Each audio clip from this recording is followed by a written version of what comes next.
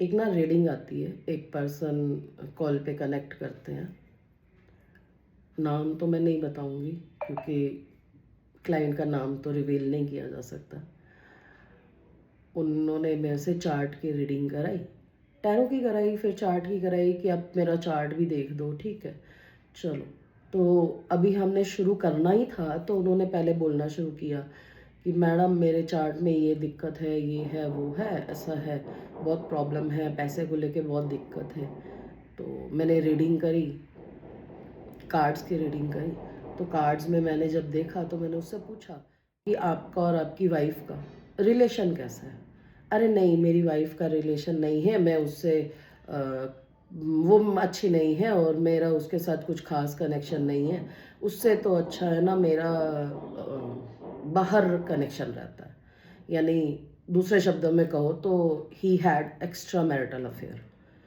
तो मैंने कहा ओके, ठीक है। फिर अच्छा, आप ना मेरा चार्ट ओपन करो, बर्थ चार्ट ओपन करो, कुंडली ओपन करो। तो मुझे किसी गुरुजी ने बोला है कि तुम्हारा वीनस खराब है, वीनस वीक है, तो तुम ना ओपल पहन लो, उससे तुम्हारी अर्निंग भी बेटर होगी, तुम्हारा पैसा वैसा बढ़ेगा, लग्जरी आएगी लाइफ में। मैंने कहा हाँ ठीक है, चलो देखते हैं।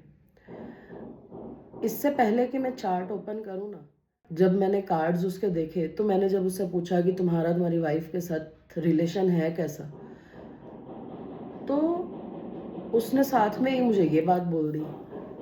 मैंने उसका चार्ट ओपन किया, चार्ट ओपन किया, मैंने देखा नहीं देखा वो अलग बात है, बट मेरे को इंट्यूशन क्या आया। मैंने कहा एक बात बता बेटा, कि तुझे अपनी वाइफ के साथ रिश्ता नहीं है, बिल्कुल रिश्ता नहीं है, तुम दोनों बात नहीं करते हो जैसे तुम बता रहे हो। अगर आप अपने घर की औरत, अपनी वाइफ, अपनी वीनस, हमारी वाइफ कौन है, हमारा वीनस है ना। अगर आप अपने घर में जो आपका वीनस आपके कुंडली ने दे दिया, आपको ईश्वर ने दे दिया, आपको, आप उसकी तो वैल्यू कर नहीं रहे हो, उसके साथ तो कनेक्शन है नहीं। अब वो सारी एनर्जीज तो बाहर किसी और के साथ शेयर कर रहे हो, तो पैसा घर कैसे आएगा। तो मेरे को अचानक से मेरे इंट्यूशन ने आंसर जो दिया ना, उसको वो मैंने सेम बोल दिया एज इट इज़, कोई फिल्टर नहीं। कि बेटा तू एक ओपल नहीं, तू एक काम कर, 10 उंगलियों में ओपल पहन ले, और फिर भी अगर तू तेरी आर्थिक स्थिति ठीक हो जाए ना तो मेरे पास आ जाना।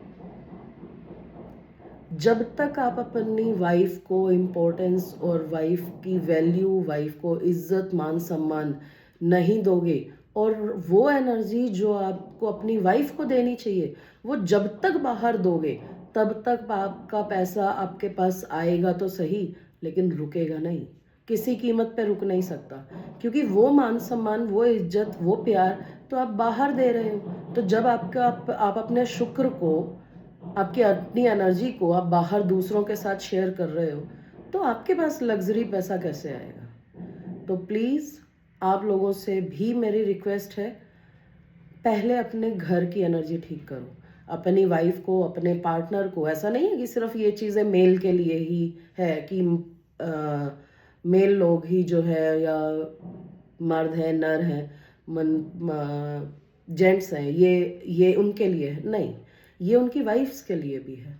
अगर आप अपना रिलेशन बाहर रखते हो तो आपको वो करेज नहीं मिलेगा, सेम वे फीमेल्स की आपको मान सम्मान नहीं मिलेगा, घर से भी नहीं मिलेगा। तो जब घर से नहीं मिलेगा, पैसा नहीं मिलेगा, अपने पति का करेज नहीं मिलेगा, अपना पति का सपोर्ट नहीं मिलेगा, तो लाइफ स्मूथ कैसे होगी।